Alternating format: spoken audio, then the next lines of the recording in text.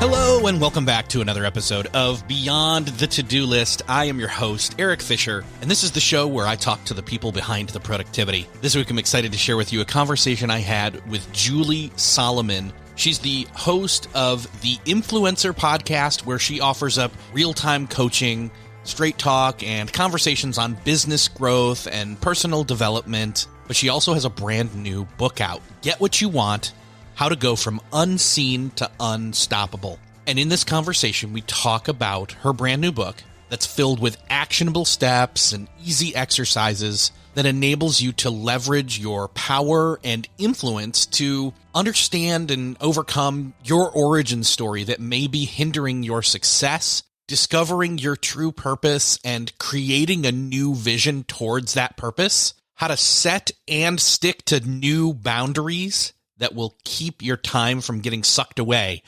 and gaining the confidence to pitch, negotiate, and get anything you want.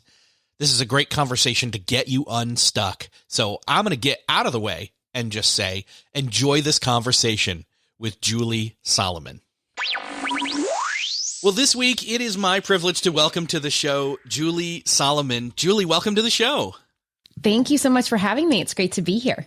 I've been looking forward to talking to you since Rory Vaden connected us via email and called attention to your new book coming out. And I thought, well, this makes perfect sense. Let's do this. Again, I also love always to have other podcasters on the show because there's a certain level of professionalism and audio quality on those conversations.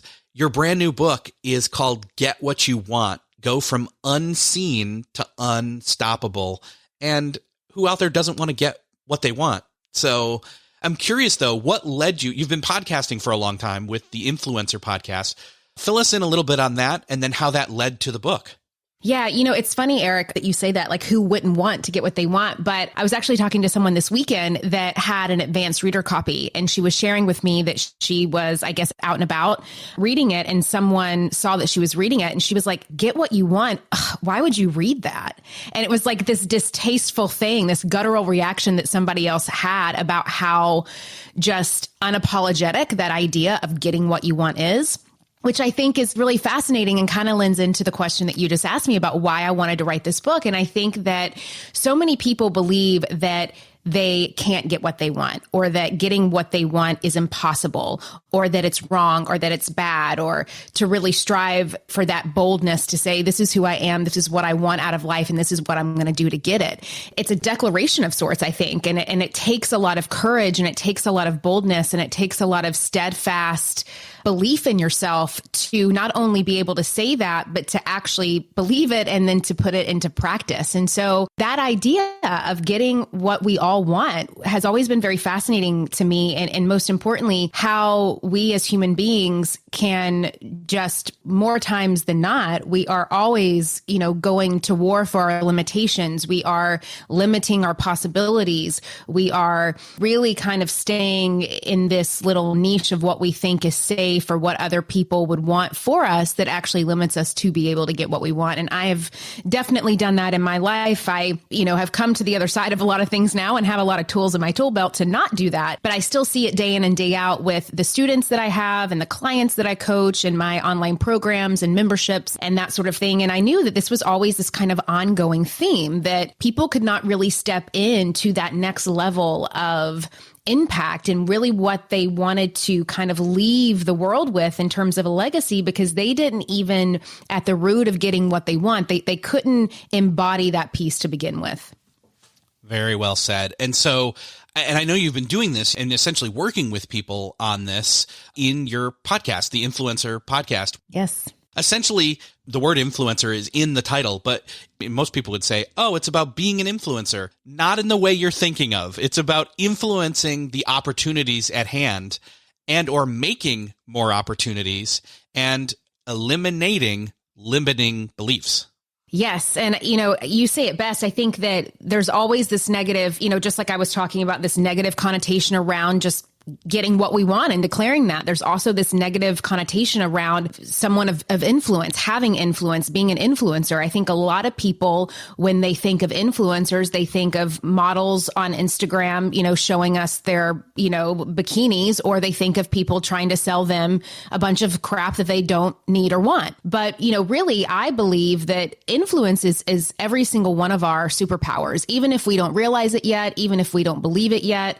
And with my podcast and the work that I do, I help bring that out in people. I really help crack that open. And that's always kind of been a superpower of mine. Over 15 years ago, I started as a music publicist in New York City, working with some of the top music acts at the time: Lenny Kravitz, Pink, Maroon 5, Def Leppard. I was handling a lot of the tour press. And it was really at this time that this idea of personal branding and building a personal brand was becoming a thing.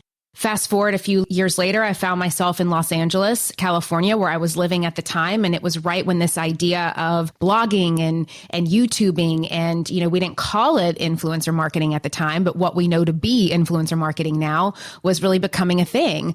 And there were a lot of, women in Los Angeles, which is really the top 1% of the top 1% of content creators, that were wanting to build personal brands around the followership that they were building online and the community they were building online, but they didn't know how to do it.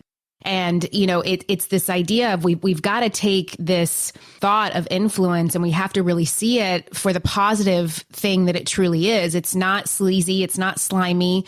It is a form of sales, but it's also a form of service. And so how can we really take that inner influence that we all have, crack it open, let the world see it, so we really are leaving the legacy that we want to leave, and really kind of rooting into whatever our purpose may be, which, of course, the book talks a lot about that and really how to activate that in your life. Mm-hmm, yeah. And again, I think the funny thing is when people react to, like, the person that saw the person reading the book, where it was like, oh, it's almost a how dare you? How dare you dare to outwish / desire me when I've acquiesced to, well, I guess this is what life is like. I better just accept it. Right. It's such a scarcity mindset. And, talking about limiting beliefs, for those who don't know what that is, I think it's pretty self-explanatory, but a lot of people are like, well, what is a limiting belief? What is a scarcity mindset? And it's a belief that is limiting you and limiting your possibilities. And I think that's so funny. It's like, okay, well, if I'm not reading Get What I Want, what should I be reading? Don't get what I want? I mean, it's like, compared to what? And I think that what you just said with that idea is that it's so easy for us to, fall into this trap and into this cycle of, well, life just is what it is. And my capacity or my ability to X, Y, and Z, to accomplish my goals, to have the family that I want, to really root in and love the job that I have, it doesn't really happen for people like me. Maybe it happens for them or him or her, but someone like me, no, that's not possible for me.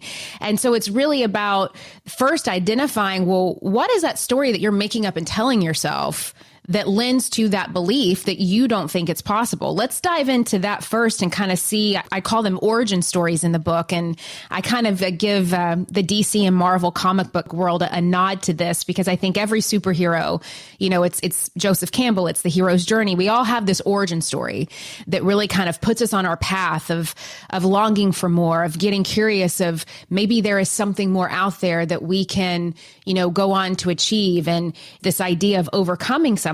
And for some of us, it's a lot easier to root into that. And for some of us, it's a lot easier, again, to just hold on to those limitations, which is why it can be so jarring and so glaring when we see somebody out there getting what they want. It's that idea of, secretly what I want, or maybe what I wish for, I don't believe that it's possible. But then when I see someone else do it, it just magnifies the possibility in front of me, which then just bothers me even more. And then that's why I repel it. Well, one, I don't think anybody needs to read a book called How to Not Get What You Want, because we already know what's in that book. We live it. We are pre-built with that inside of us automatically from birth. We just do that. We have to unlearn or learn properly the way to go forward. To DC and Marvel, you're speaking my language now, and Joseph Campbell and the origin story. I wonder if you, because I think some people might be thinking, oh, well, she's got all these things going for her. I wonder if you wouldn't mind cueing us in a little bit to your origin story. Oh, yeah. We all have an origin story. And really what that is, it's the story of your origin. It is the circumstances, situations, experiences, thoughts, beliefs that in one way or another has shaped the way that you now show up as an adult in this world. And it shapes the way that you see the world, your lens of the world, how you communicate with the people and world around you. We all have one. And my origin story from the very beginning was one of, lack and scarcity. I grew up in a really small town, blue collar working family. My dad literally wore blue collar to work every day. He worked at an auto manufacturing plant.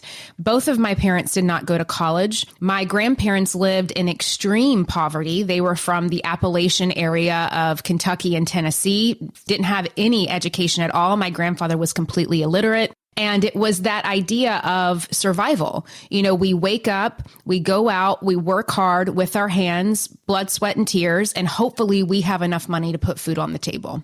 And so growing up around that, in a lot of ways, it gave me, I think the gift of that gave me this resilience and this resourcefulness to figure it out because I had to survive. But then there was this kind of double-edged sword of surviving is all that's really possible for me. It's not possible for me to thrive.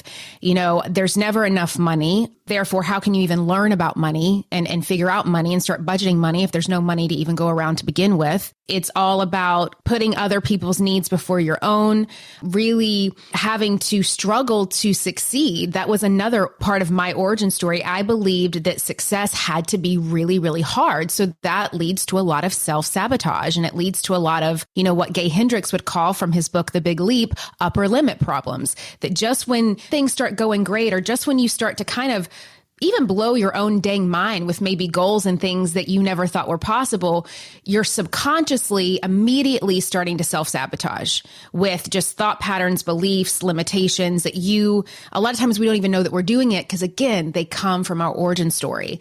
And for me, this really led to a really bad behavior and pattern with money. I was good at making money, Eric, but I would spend it faster than I could make it. And so I started to rack up a lot of credit card debt, and my ability to not really understand money. And I think more so my shame of not believing, like I always would have this idea of these big dreams and this big life and what's possible, but I didn't really know how to actually get there. I didn't have the tools. I didn't have the steps. And I had a lot of shame for not having the tools and steps. I would make up and tell myself, well, I wasn't born into this world. I was never taught this. Therefore, it's just not possible for me to learn it. And so I would make a lot of money, but I would spend it faster than I could make it. I started to hide credit card debt from my husband. And then about 2.5 years later, I get a call from my husband who found out that I was hiding the credit card debt. And he goes, when were you going to tell me about the credit card? And in that moment, I had to finally admit that I had amassed over $30,000 of credit card debt. My credit was in the can. My husband's credit was also tied to that, so it was affecting his credit. And I had to really start to get honest with myself about this idea of, why am I so afraid to be honest about money? Why am I so afraid to be just even honest of my challenges, of my limitations? Because we can't get to the other side of those things unless we can start to really face some hard truths. And so it was that, rock bottom moment, if you will, that really allowed me to start to kind of go back to where it all began and start to really unlock a lot that came from that origin story that wasn't serving me. I'm following along with your story, and I've got some similarities there myself when it comes to money. No shame in that. A lot of people actually probably really identify with what you just shared. So thank you, one, for your transparency. I think that it's almost reverse superhero origin story in a way, because although some of them, it's exactly dead on. Like you're following the character, they have their foibles, they have their weakness, then they suddenly get some sort of power and they have to learn to handle it. It sounds like that's similar to this in a sense that not everybody's going to hit a rock bottom scenario, but which is unfortunate. Exactly. Because hitting rock bottom calls you to a moment of clarity, and you have to either put up and fight or just acquiesce. And you decided to fight and move forward. I'm curious, is this the moment that you felt like you were being nudged towards being able to do bigger things in your life, or does that come later? Does the rock bottom moment allow you to have clarity to just escape that rock bottom moment, or do you pivot forward then to a better life from that point forward? What I did and what I would hope anyone would do if they're given the gift of a rock bottom moment is to ask themselves, okay, now what am I going to do with this? I'm here. How do I not waste this? And for me, Eric, it was, I always had, because small town girl, right? I would always have these fantasies of like moving to a big city and experiencing more of life and experiencing more cultures and having a lot of money, because I didn't have a lot of money growing up. But the tangibles to that, it was very ethereal to me. The tangibles to that didn't exist. And so there was actually a lot of delusion and denial that happened along my path. And what the rock bottom did is it allowed me to come to terms with that denial and that delusion. And what I learned from that, and I think that anyone can apply this to any origin story, to any rock bottom moment, and maybe yours isn't as insane as mine. Maybe you're not hiding $30,000 of debt from your partner, but maybe it's this origin story that you have around limitations around success, around your family dynamic, around, your relationship with your partner, around parenting, around food, around drinking, around, so many different things, around, sex, love, whatever it may be for you. And what really helped me is that when I hit the rock bottom, I knew that I needed to start and get help, because whatever I was doing wasn't working. So I started to read a lot of books. I went to therapy, really started to kind of sink into what I needed to kind of recover. And I found what are called the 3 A's. I didn't invent these, but I learned about them. I became obsessed with using them in my life, and I adopted them and adapted them. And there's a lot of details in the book, but I would love to share the 3 A's with the listeners now, because I think that these 3 steps, these 3 tools, if you will, can kind of help you figure out, how do I pivot and how do I not waste this rock bottom moment? And so the 3 A's stand for awareness, acceptance, and action. And awareness is always the first step in any type of process that you're wanting to get to the other side of. It is basically the identification that some problem or dysfunction exists in your life that needs to change. Simple as that. So you start to become aware. And that's what I did. I started to become aware of my part to play, my delusion, my denial, me sticking my head in the sand and not wanting to face what I was doing, me enabling my own perpetual bad behavior. And I say bad, meaning unhealthy, not conducive to really the kind of life that I wanted to lead. So that is awareness. It is just that identification that there is a dysfunction, a challenge, a problem that needs to change in your life, because it's not getting you closer to where it is that you want to go. The second A, acceptance, is typically the most challenging and uncomfortable place, because that's where we all have to come to grips with, what was my part to play in this? So this problem may not be all of me. It doesn't define me, just as no other single characteristic of our life defines us, but it is a big part of me. And it is a piece of the puzzle of my life that no longer fits. And because of that, it needs to be removed. And it has to be removed by me. It is nobody else's responsibility to remove this problem, this challenge. It is not out there. It is not his fault, her fault, their fault. It begins with me. It ends with me. I have to accept that. And if you can, then you can go to the third one, which is action. And that is just the plan that you can start to implement. And what the action steps do, whether it is, okay, and for me, it was, I need to start getting help. I need to start learning new things. I need to start challenging myself. I need to stop telling myself that I'm not good with numbers and I was never good at math, and start figuring out what it is that I need to figure out to have a healthier relationship with money, so I can really grow the business that I want to grow. And that's what the action did. And the beautiful thing about action is that when you start to do it, it will recover and restore a lot of the things that have been lost because of the dysfunction that we may not even realize are lost. And for some of us, it's been lost ever since we were little, because it was part of the origin story. So this is where we get to start to restore confidence, clarity, self-esteem, serenity, balance, hope, joy, all of the things that we really want in life. And so when you're going through a rock bottom moment and you're asking yourself, like, am I going to use this to, kind of like the phoenix rising, to rise out of the ashes? You can ask yourself, do I want to live in an environment that's filled with chaos and anxiety and overwhelm and frustration? Or do I want to live in an environment that's filled with serenity and peace and hope and joy and excitement and curiosity. You get to decide. And again, that really kind of goes back to that acceptance piece. And then you can step into the action.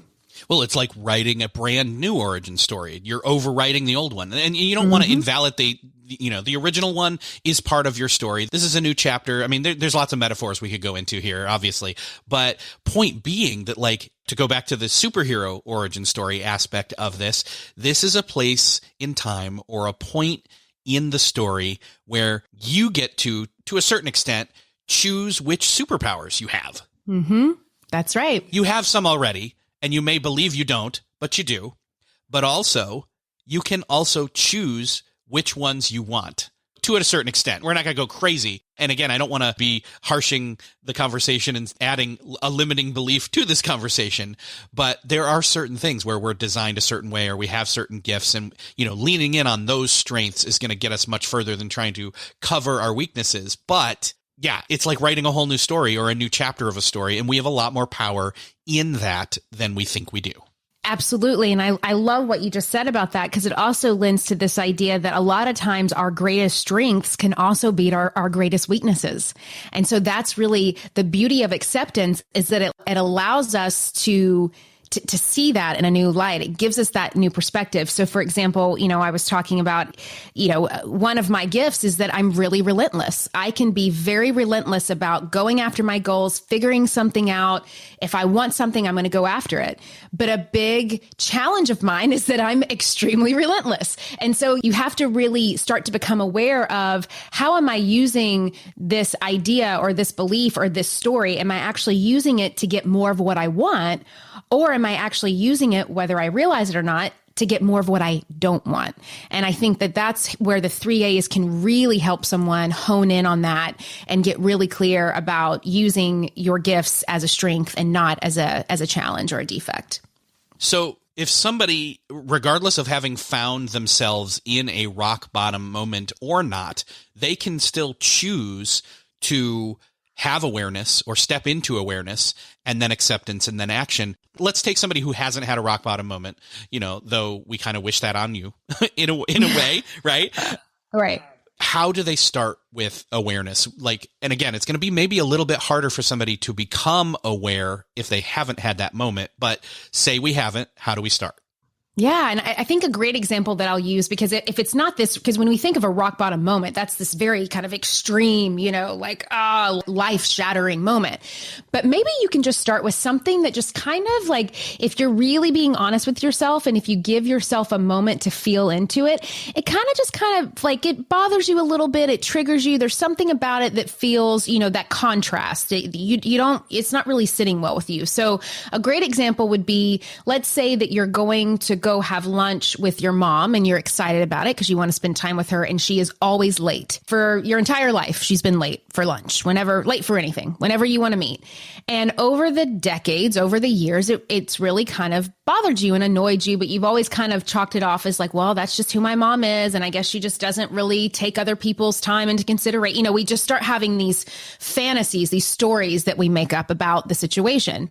Well, when you use the 3 A's, you could simply say, I'm aware that my mom is late. It doesn't mean that's who she is. That is just part of how she shows up in the world. She is typically late. So now I'm going to accept her exactly as she is, that she is late. I'm going to accept that there's nothing I can do about it. I'm going to accept that I can't change it. And I'm also going to accept that I no longer have to believe that story that her being late has something to do with me, because that causes me distress. That causes me not feeling good. So if I can accept that, the next step is that I can take some action. So what would the action be? Well, action gives us choices. So maybe it's that I cancel my plans with her. Well, do I want to do that? Maybe, but if it was me, I wouldn't want to do that because my goal is to really spend time with my mom. So another choice could be, maybe I take a book with me and I read while I wait on her. Another choice could be, maybe I decide to show up 10, 15 minutes late, since she's going to most likely be 10 and 15 minutes late. the 3 steps, and I was just using a really random kind of, maybe that makes sense for listeners, maybe it doesn't, but just a random example that can happen in day-to-day life where you can bring in the 3 A's of, I'm aware that this problem exists. I accept that I cannot control any other person, place, thing, or idea. I can only control my response or reaction to it. And now what am I going to do about it? And remembering that we always have a choice, even when we think that we don't. I'm just going to keep going with this superhero motif. And I kept thinking what's entertaining for us when we watch these superhero movies is you have the original character. They maybe have a rock bottom moment. They get superpowers. They learn how to deal with that. But then there's this new reality moving forward for them. And they may be moving forward more healthy. They may have these superpowers they're using, but they've also now been on this new path towards a new/better life. So they've created some boundaries. They've put in place things that will keep them from going back to that old life. However, setting and sticking to those boundaries can be a challenge. So what is your perspective on that? How do we set the right boundaries? But 2, how do we keep them? Yeah, boundaries are a huge part in getting what we want. We cannot get what we want unless we have boundaries and we know how to stick to them. And I think that when it comes to creating your own boundaries, it's always going to be different for each person. What my boundary may be completely different than what your boundary is. So it really does have to start with you. I think that with boundaries, you have to remember, what is it that I'm really wanting to gain here or connect with here? It's where do I stop and other people began? And what is that fine line between that? Because I think the biggest piece to boundaries is detachment. I think that that is one of the best ways for anyone to create boundaries in your life, really honoring yourself and those that you love and those that you care about. And detachment doesn't mean that we are separating ourselves from people in a really harsh way or we're not loving someone. You wouldn't take it personal if someone came down with a bad cold and kind of canceled plans with you. So you would just kind of be understanding with it. That's what I mean by detachment. And we can do this emotionally or with other people in our lives. And the best way I think to do this is by keeping the focus on you, really pausing, allowing yourself to create that space between, again, where you leave off and other people began, and asking yourself, what would boundaries look like in my life? In my life, I know that I am living boundaries when I don't delay my happiness for other people. I don't put other people's happiness before my own. That is not a selfish thing to do. It's actually a very loving thing to do, because the more that you show up in your life authentically and joyfully, the more that you're giving other people the permission to do the same. I have, a lot of people pleasing kind of stuff that comes from my origin story. That's why boundaries are super important for me. And that's why I have to make sure that I'm not delaying my happiness, because usually when I'm delaying my happiness, that means that I am pleasing someone in hopes that they will validate me, like me, give me attention, whatever it needs that, I'm trying to fill some kind of void up. And so that's when I have to really be mindful of that. I think that when it also comes to boundaries, it allows you to advocate for yourself. Are you able to say what you mean what you say, and not say it mean? Are you able to speak up for what it is that you want? I think boundaries really help us examine with honesty and courage our personal understanding of security and of the clarity of values that we find most important in our lives. And so that's really where I think that you can start with really defining what feels like a healthy detachment for me. It's not that I'm putting up a wall, but I'm just putting up a little bit of a barrier as to what feels okay and what not feels okay. And boundaries are also different than non-negotiables. Non-negotiables are, if this happens, then I'm going to do this. And it's not that you're pointing the finger at somebody and saying, Eric, if you do this one more time, then I'm going to do this. It's not really putting that on anybody else, because it's not Eric's responsibility to honor or hold up my boundaries or non-negotiables. It's my responsibility. So again, that idea of keeping the focus on yourself of, if I'm going to go, a non-negotiable for me is to not stay out past 11 o'clock. And so if I'm out with friends and they want to stay out later, then I'm going to make sure that I go home by X time. It's not that you're making sure that other people do that, but you're making sure that you do that so you can wake up the next day feeling healthy, like you got enough sleep, whatever that may be for you. And so that's kind of my long-winded way of really kind of explaining that. And, we could have an entire episode just on boundaries, but I think that, that's the important piece of really really getting clear on what does boundaries mean to you? A lot of people don't even know that. And are you living up to those by the way that you are showing up in the world, communicating with people? And are you also sharing with people what your boundaries are? Are you just expecting them to read your mind? That's another big thing that can happen. And then, that leads to a lot of resentment, expectations of other people, and can lead to, again, a lot of us being triggered by these stories from our origin and causing a lot of unnecessary drama and chaos in our lives. Yeah. I love that I want you to rephrase it or bring it back around again, but you're a people pleaser. So you ended up not taking care of yourself. You were taking care of other people. You used a particular phrase.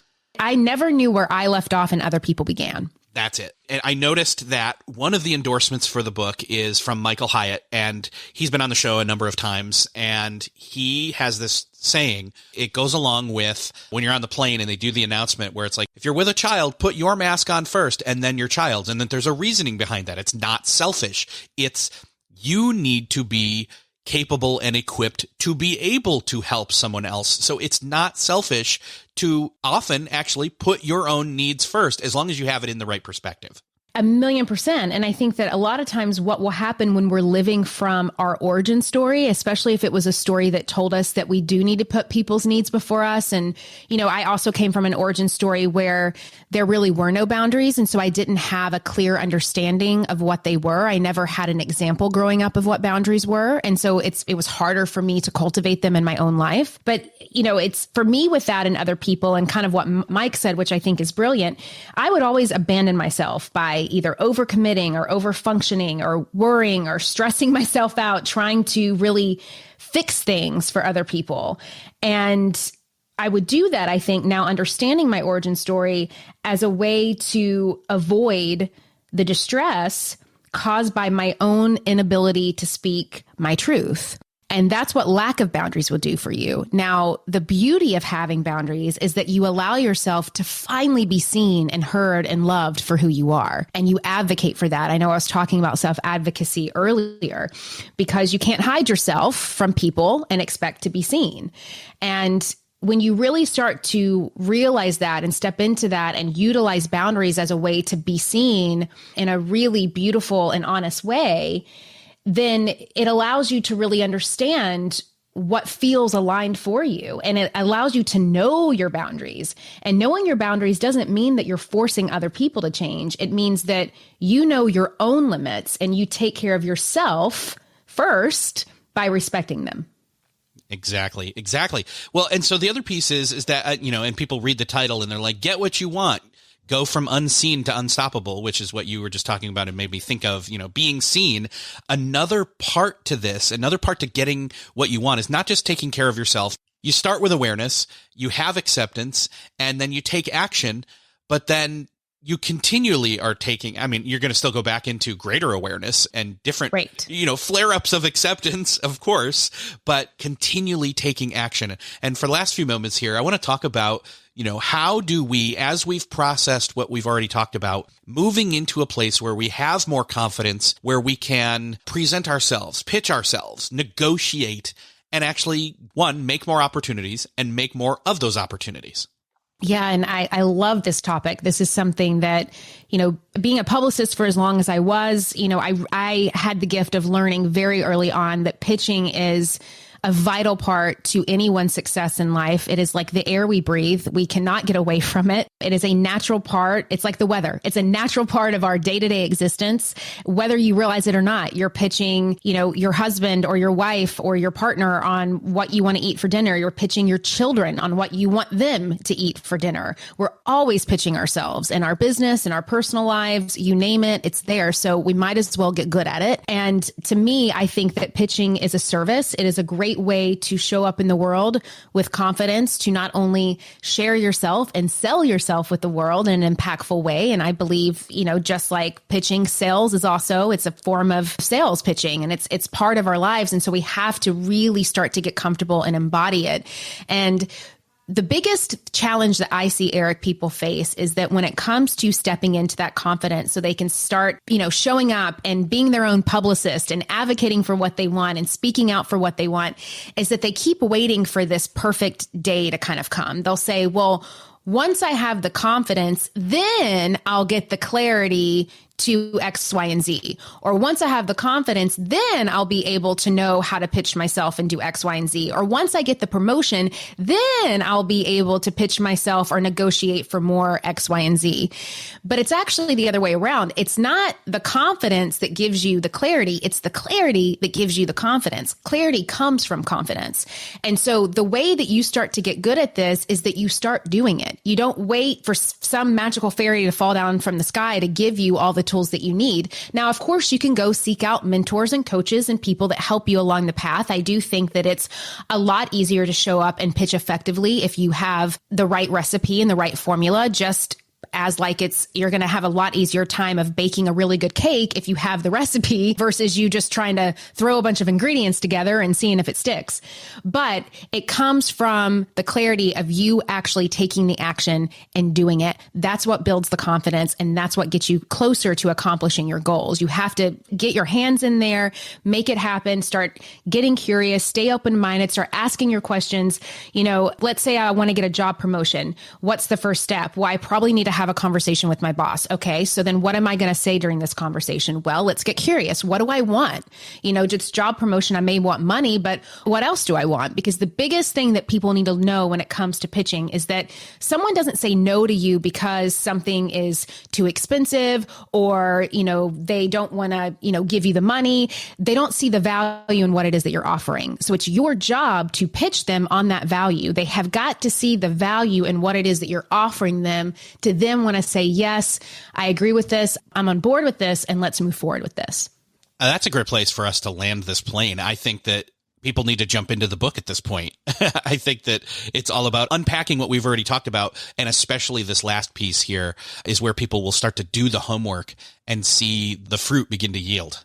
Yes, absolutely. And it's, the biggest feedback that I can give someone is just to remain curious, to keep pushing to see what is possible in your lives, and definitely pick the book up. I love a step-by-step. You'll see that most of the chapters have, a study guide and some prompts at the end of them. I walk you through a lot of these recipes, if you will, to make it really easy and quick for you to start applying it. But most importantly, it starts with you giving yourself the clarity by you taking the action.